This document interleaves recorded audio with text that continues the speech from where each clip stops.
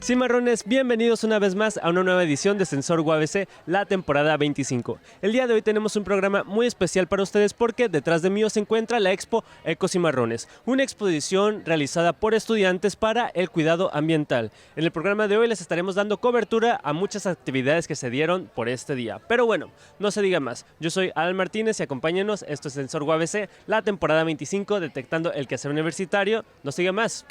Comenzamos.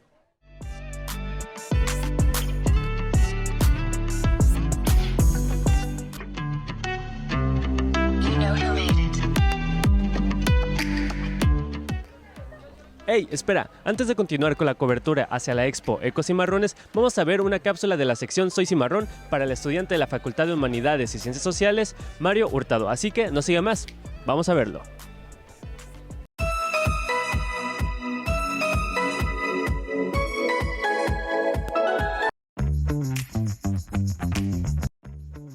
Hola a todos, hoy nos acompaña Mario Hurtado, alumno cimarrón y estandopero de la Facultad de Humanidades y Ciencias Sociales. Prepárense para conocer más sobre su vida y pasión por el humor.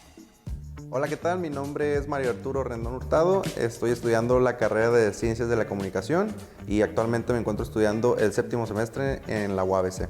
Lo que me inspiró a hacer mi propio podcast fue más que nada la comedia. Yo creo, me considero muy fan de la comedia, entonces me dediqué a hacer esto. Hago el stand-up y por ende pues miraba que muchos comediantes subían contenido a internet con su propio podcast. El hecho de poder hablar y expresarte de la manera que tú quieres, creo que se me hace demasiado cómodo y creo que todos tenemos algo que decir siempre sobre algún tema o algo y siempre queremos ser escuchados. Entonces creo que un podcast fue el formato perfecto, al menos para mí, para poder expresar todo lo que quiero e incluso pues decir una que otra cosa que sea graciosa, ¿no? Mi inspiración fue, todos lo conocemos, el señor Franco Escamilla. Empecé viéndolo, pero más que nada por su humor, también fue porque he visto muchas entrevistas de él y sé un poco de él, estoy al día de lo que hace, de lo que se dedica. Y considero que es una persona muy trabajadora y eso fue lo que me inspiró para yo poder hacer lo que estoy haciendo, y creo que él ha demostrado y ha dejado muy claro que los sueños sí se cumplen, ya que pues el mío también es un sueño muy grande, es llegar a ser uno de los mejores comediantes de aquí, al menos de mi país, de México, y si se puede pues de más de otros países, ¿no? A nivel de Latinoamérica, podría decirse. Creo que es una persona muy trabajadora y creo que es algo que todos deberíamos seguir en cuestión, ya sea cualquier otro sueño que sea. El proceso que llevo de producción antes de empezar el programa, pues más que nada es hacer pruebas de equipo. Si hablamos en el tema técnico, pues hago un poco una grabación de unos 30 segundos, hago un soundcheck o una prueba de sonido, por así decirlo. Pero también antes pues me junto con mi equipo para desarrollar temas, conceptos sobre lo que se va a hablar, el tema que se va a tocar, cosas que estén en tendencia, por ejemplo, y poco a poco, con el pasar de la semana, de los días de la semana, pues armamos este plan y el día de grabación pues ya es cuando sale a relucir, ¿no? Mis planes, una vez acabado la carrera, yo creo que por el momento sería, obviamente como todos, pues trabajar. Algo que además de la comedia, que creo que es lo segundo más que me gusta, o que al menos me llama la atención, es la locución. Es algo que me gustaría probar, algo que no he hecho, ni siquiera me he acercado a algo profesional, pero sí me llama mucho la atención. Me gustaría por lo mientras vivir de eso en lo que cumplo mis sueños principales, que es la comedia, pero también pues claro, sin dejar abajo mis proyectos personales, como lo es mi programa. Y entonces Pues yo creo que la locución sería algo que estaría dispuesto a probar y a disfrutar.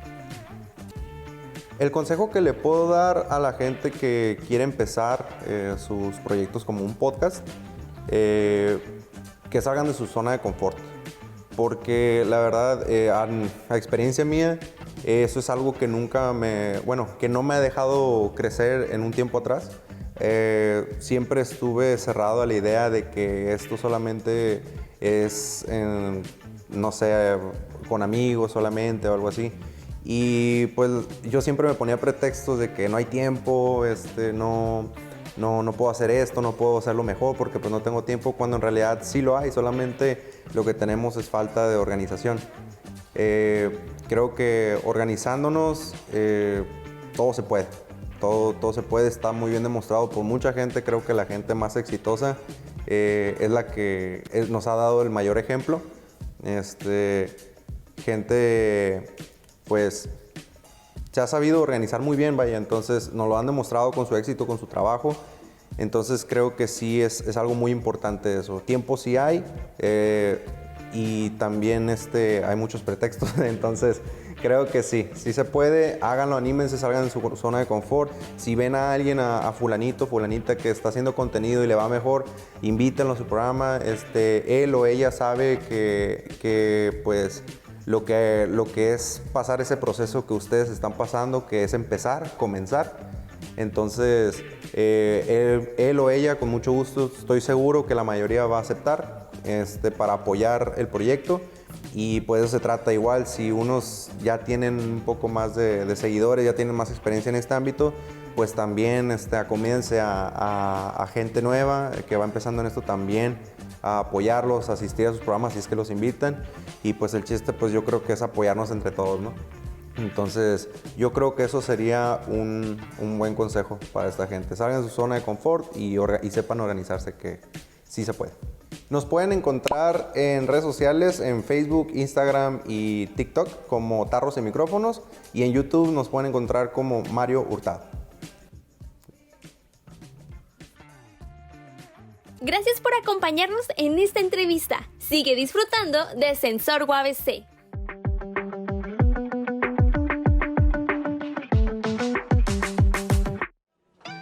El cuidado del medio ambiente ha sido uno de los temas más importantes a lo largo de muchísimos años, ya que tenemos que ser más precavidos porque poco a poco nuestro planeta se está dañando más y más. Para esto, gracias al apoyo de muchos estudiantes, se realizó la Expo Ecocimarrones, una expo donde se ha dado a lo largo de varios años ya para la concientización del cuidado del medio ambiente. Entonces, para esto, el equipo de Sensor UABC realizó una cápsula hablando de cómo fueron las actividades que se realizaron en este tema. Así que bueno, no se diga más, vamos a verlo.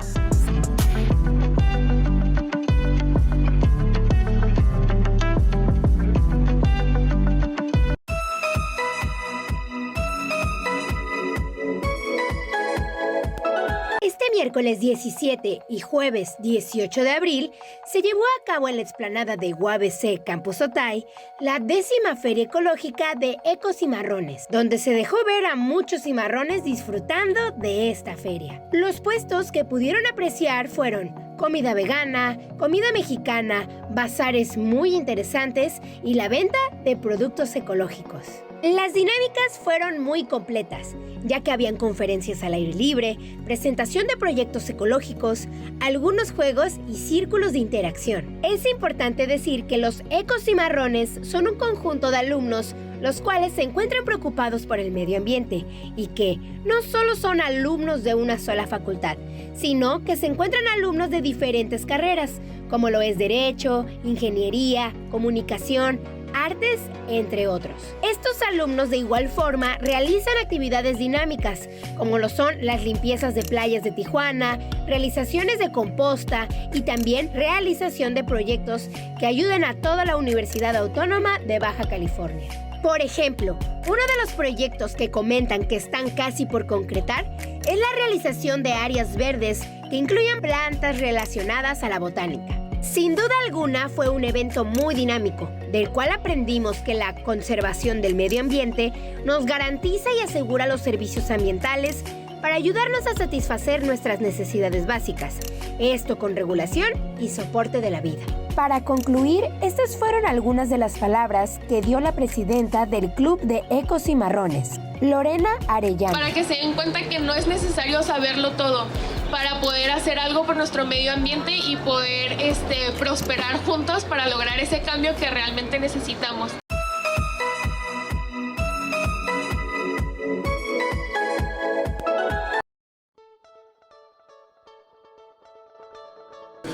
Comenzamos con la conferencia El género autobiográfico, tendencia contemporánea de la literatura. La imparte Juan José Luna, de quien leeré una breve semblanza.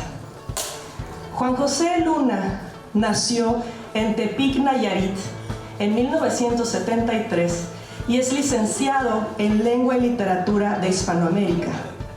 Autor de los libros Cuentos de gente que se muere bien feo, Crónicas sobre la marcha, Apuntes sobre lenguaje, literatura y teatro, entre otros. Es editor y compilador del libro Difícil ser madre. Es fundador de la Escuela Letras y Editorial San Blas, donde imparte talleres de narrativa, morfología y sintaxis.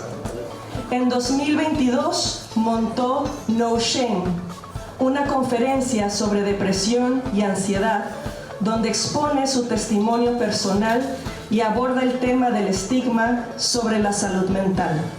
En esta ocasión viene con ustedes a hablar sobre el género autobiográfico y a la bienvenida a Juan José con un aplauso.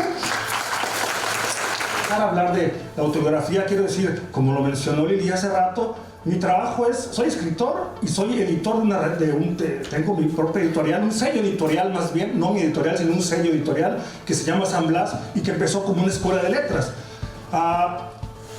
Cuando yo estudié la carrera, estudié porque quería ser escritor.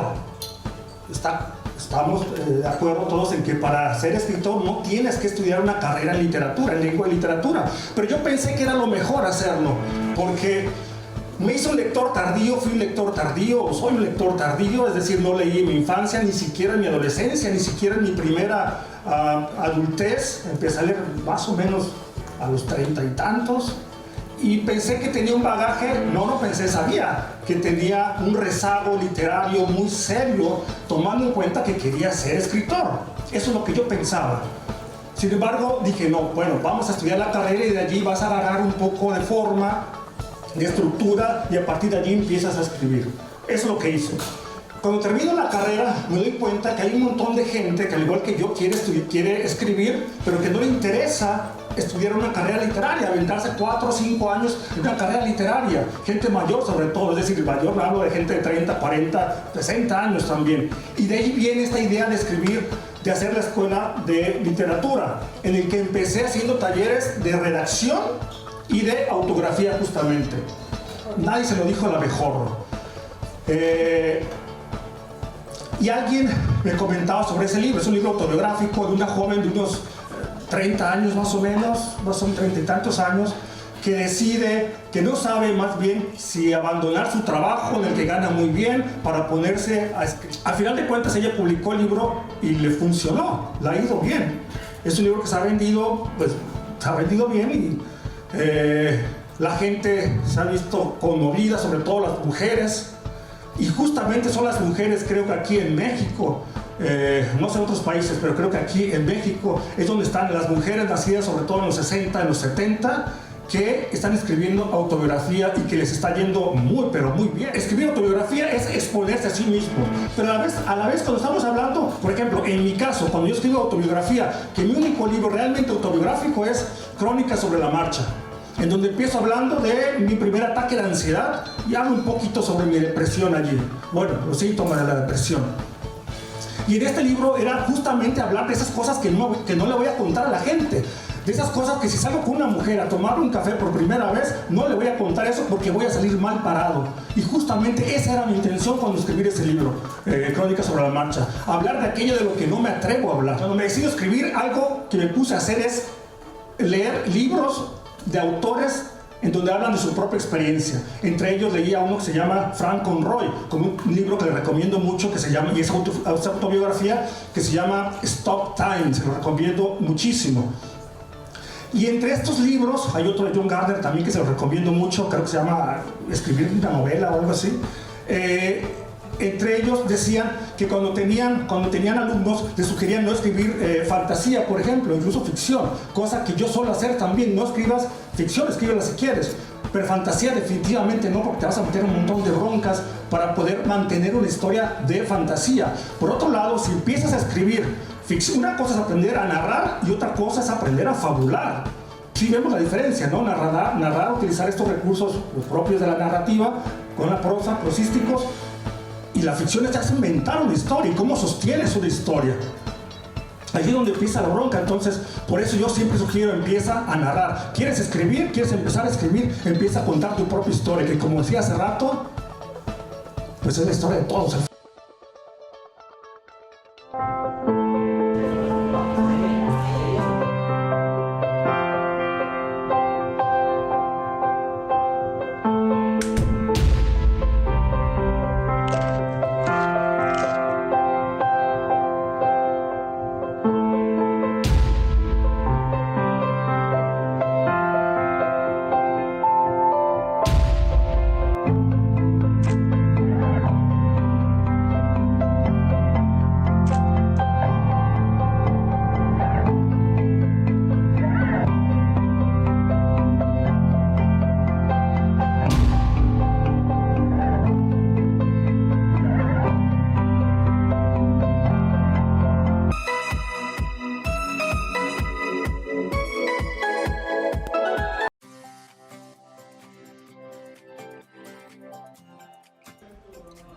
¿Qué es un debate presidencial? Implica que los candidatos se enfrenten a un escenario donde se les harán preguntas sobre su política. ¿Cuál es la historia de los debates presidenciales en México? El primer debate presidencial de México fue en 1994, destacando por ejemplo el del año 2000 con la participación del expresidente Vicente Fox como uno de los más polémicos. ¿Cómo sucedió el primer debate presidencial de este año? El primer debate presidencial de este año se dio el pasado 7 de abril, en el que los candidatos presentaron sus planes para mejorar la salud y la educación, además de combatir la corrupción y la violencia. Se utilizó el formato A, que implicó preguntas de la ciudadanía. ¿Cuál será la segunda fecha del debate presidencial? Se realizará el domingo 28 de abril a las 19 horas. Podrás verlo a través de las redes sociales del INE y algunas cadenas de televisión y radio. La transmisión del segundo debate contará con lenguas indígenas y lengua de señas. Se utilizará el formato B, que significa preguntas emitidas por la ciudadanía a través de un micrófono. ¿Qué temas abordarán? Los temas que se abordarán son cambio climático, desarrollo sustentable, pobreza y desigualdad, crecimiento económico, además de empleo e inflación. ¿Cuál será la tercera fecha del debate presidencial? Se realiza el domingo 19 de mayo a las 20 horas en el Centro Cultural Universitario Tlatelolco. ¿Qué temas abordarán? Tentativamente el tema de seguridad, migración y política exterior. Atención a grupos vulnerables, política social y política de gobierno. Se utiliza el formato C, que significa cara a cara entre los candidatos. Mantente informado, Cimarrón.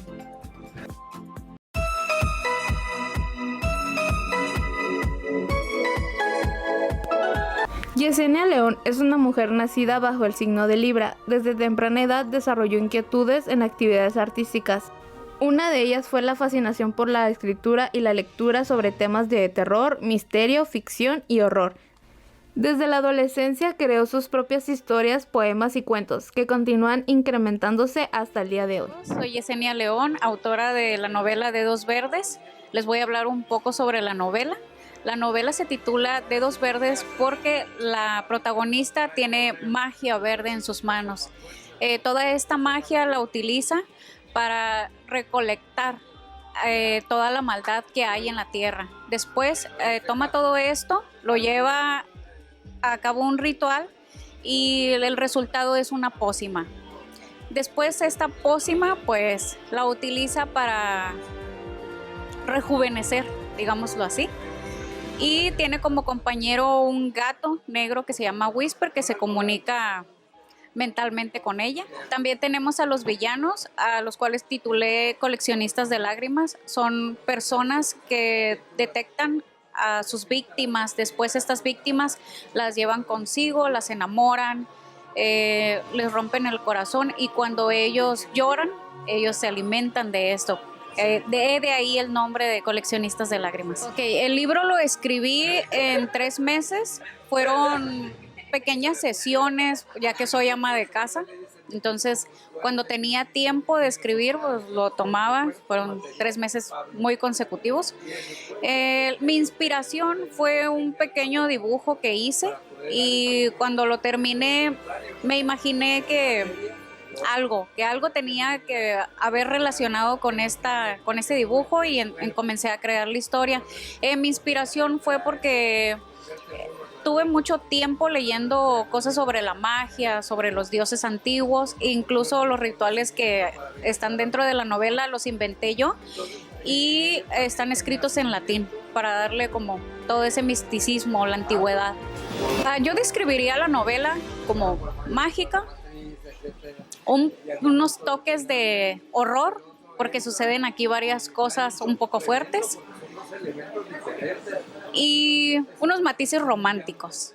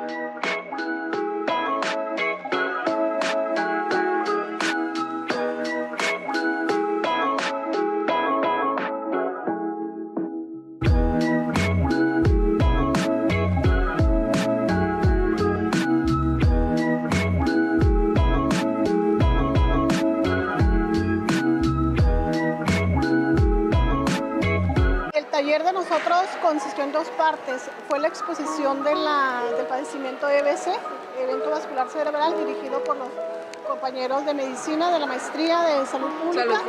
Y nosotros reafirmamos la actividad con una actividad para los niños, una sopa de letras para que ellos pudieran identificar y que pudieran integrar pues, lo que aprendieron en el video y en las pláticas en una actividad ya más plasmada, ¿no? Que lo pudieran llevar a casa para compartir. El taller se llama Mente Sana en Intestino Sano, que bueno, se podría decir que es una relación cíclica, en una mente sana hay un intestino sano y viceversa, y trata de los microorganismos que tenemos principalmente en el intestino, de la microbiota intestinal, y cómo pueden regular de mejor manera nuestra actividad cerebral. Y eso es porque estos microorganismos producen algunos neuromoduladores que van a ayudar a esta buena regulación cerebral o intestinal, en una relación ahí intestino-cerebro que se puede dar con estos microorganismos. Yo traigo una demostración que es relacionada con la sinestesia. La sinestesia es la capacidad que tienen algunas personas de percibir estímulos ambientales con más de un sentido, ¿no? Y en la actualidad ya se ha demostrado que aunque hay personas que lo perciben de manera más intensa, y en estudios de imagen se ha visto que la mayoría de nosotros percibimos los estímulos ambientales con más de un sentido. Por ejemplo, ahorita estamos haciendo la prueba con aromas sintéticos colocados en un vaso de agua, y lo que hicimos fue cambiar el color del agua, ¿no? Nosotros generalmente asociamos, por ejemplo, el sabor fresa con el color rojo y el olor fresa con el color rojo. Entonces ahorita el vasito está pintado, ¿no? Es olor a fresa, pero está pintado de verde. Nosotros trajimos una maqueta para hacer una demostración sobre el intestino y microbiota como segundo cerebro. También ya se ha demostrado que el tipo de microbios o bacterias que habitan en nuestro intestino tienen una influencia muy significativa en el funcionamiento cerebral a través de su por así decirlo, de su presencia en el intestino, se secretan algunas sustancias que son benéficas y que viajan hacia el cerebro a través de un eje que es el sistema entérico y tienen o se manifiestan algunos reflejos, ¿no? Como por ejemplo lo que es la saciedad. También ayudan al estar en el intestino, ayudan a la digestión de ciertos alimentos y como resultado de esta fermentación, porque es lo que hace, se producen ácidos grasos de cadena corta, por ejemplo, que impactan directamente en la saciedad, pero cuando llegan al cerebro. Los alumnos de la maestría en salud pública crearon un video animado en donde explicaban del padecimiento de lo que es el EBC y daban las instrucciones de cómo reconocerlo y qué hacer, que es marcar al 911, avisar a un adulto y dar todas las características identificables de forma física. Y ya se reforzó con la sopa de letras, que es lo que estaban los niños dibujando en las mesas. Y es pensar, ¿no?, cómo podemos llevar esa información a las personas que no conocen y que sobre todo no conocen los conceptos con tanta profundidad, cómo podemos llevarla. Y bueno, traje algunos alimentos para que los puedan probar, alimentos con probióticos, y hice algunos ejercicios también. Traemos un juego que se llama Intestinos y Escaleras, que es como serpientes y escaleras, pero en lugar de serpientes pusimos intestinos, en donde los alimentos saludables subes por la escalera y si caes en un alimento que no es saludable bajas por el intestino hacia alguna otra casilla que represente, ¿no?, lo que puede suceder si consumes esos alimentos. Lo que tratamos de hacer es usar lenguaje común, ¿no?, lenguaje con el que todos nos podamos comunicar sin usar tecnicismos. Y lo bueno de este ejercicio en esta ocasión es que les llama mucho la atención a los niños. Están como muy acostumbrados a percibir su entorno haciendo uso de sus sentidos y eso ha favorecido en este caso la actividad. Y bueno, pues como científicos pues lo que queremos es que toda esta información en algún momento esté disponible para toda la sociedad y que la puedan utilizar, ¿no? La dinámica pues fue primero buscar toda esta información científica que ya está publicada y luego tratar como de traducirla a este lenguaje que sea más sencillo, hacerlo atractivo para los niños, por ejemplo, con los colores, con la demostración sobre la mesa, ¿no?, para captar su atención, ¿no?, con colores, con sonidos, con que ellos toquen, por ejemplo, la maqueta, el intestino. Entonces, pues eso es principalmente el trabajo.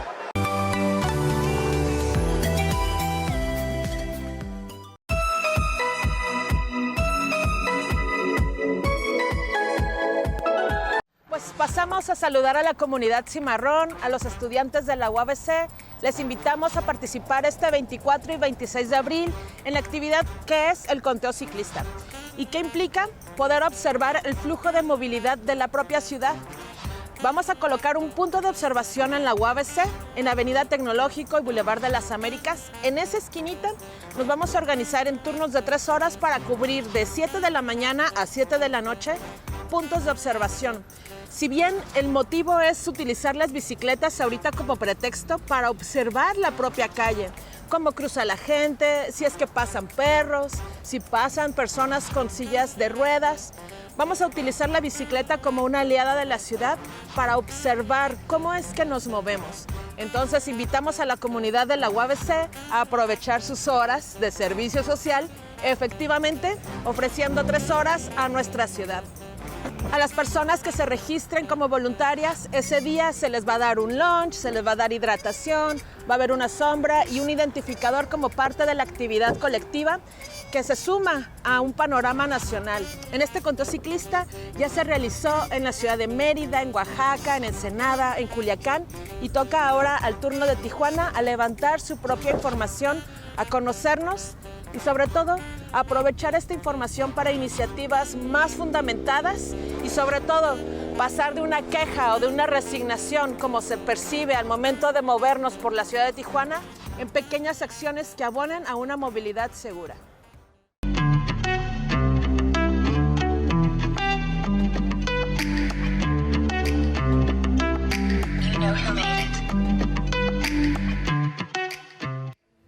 Cimarrones, hasta aquí el programa del día de hoy. Esperamos que lo hayan disfrutado, toda la cobertura que se le hizo hacia la Expo Ecocimarrones. Pero bueno, nos vemos en el siguiente programa. Recuerden que nos pueden seguir en nuestras redes sociales como @CensorUABC. Yo soy Al Martínez y esto fue Censor UABC, la temporada 25, detectando el quehacer universitario. Hasta la próxima.